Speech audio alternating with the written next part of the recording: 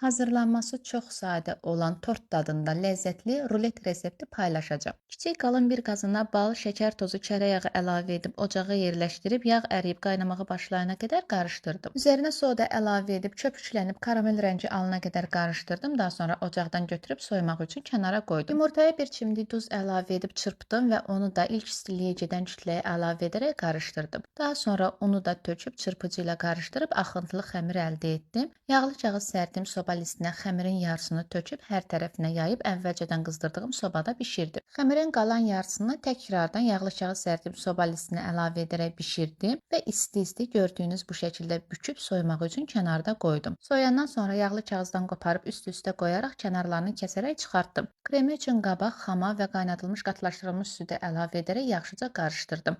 Artıq krem hazırdır. Ruletin arasına kremin yarısından biraz daha az əlavə edib gördüyünüz kimi hər tərəfinə yayıb bir tərəfindən başlayaraq rulet kimi sıx-sıx bükürəm. Kremdən çox az saxlayaraq qalanını da digər korjun arasına yayıb əvvəlcədən bükdüyüm ruletin davamı kimi gördüyünüz şəkildə bükdüm. İstifadə etdiyim ərzaqların miqdarını və ətraflı məlumatı açıqlamalar bölməsində qeyd edəcəm. Bükdüyüm ruletin hər tərəfinə saxladığım kremdən çəkdim və kənarlarından çıxan ovuntuları xırdalayıcıdan keçirdib üzərinə səpdim. 2 saat saxlayaraq dilimləyərək servis etmək olar. Çox dadlı olur. Videonu bəyənib paylaşıb səhifəni takib etməyi unutmayın. Rəylərinizi əsirgəməyin.